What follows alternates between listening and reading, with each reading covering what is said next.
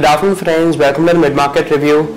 It seems that the markets would be in a consolidation phase now after the sharp rally that we saw yesterday.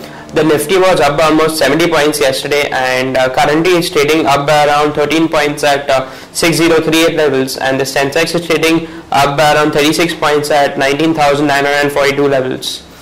On the stock specific counters, the cement stocks are doing really well today, as shares of Ambuja Cement and AC Cement are both up in the range of around 1.5 to 3%.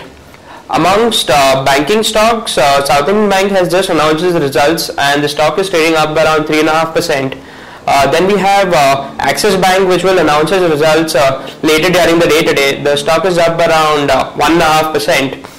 We also have Yes Bank, which will announce its results tomorrow, and Yes Bank is trading up by around 4% as of now.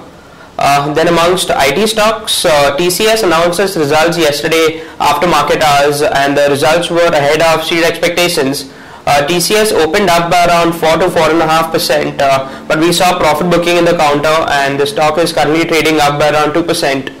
Amongst other IT stocks, we have Infosys, which is marginally down, and we have in HCL Tech, which is trading up by around 0.5%. Friends, we saw a sharp rally in realty stocks yesterday, as shares of DLF and HDL both were up in the range of around 6 to 7% today, and the same counters, as DLF is trading up by around 1.5%, and HDL is trading down by around 0.5% as of now.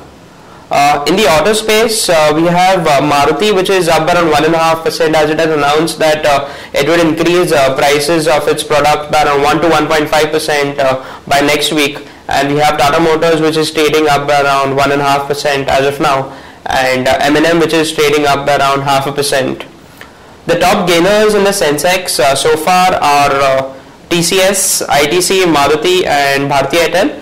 And the top losers so far are Hero MotoCorp, Sterlite Industries, Coal India, and HUL. That's it, friends, from the mid-market review. We'll catch you in the post-market session. Thank you and have a nice trading day.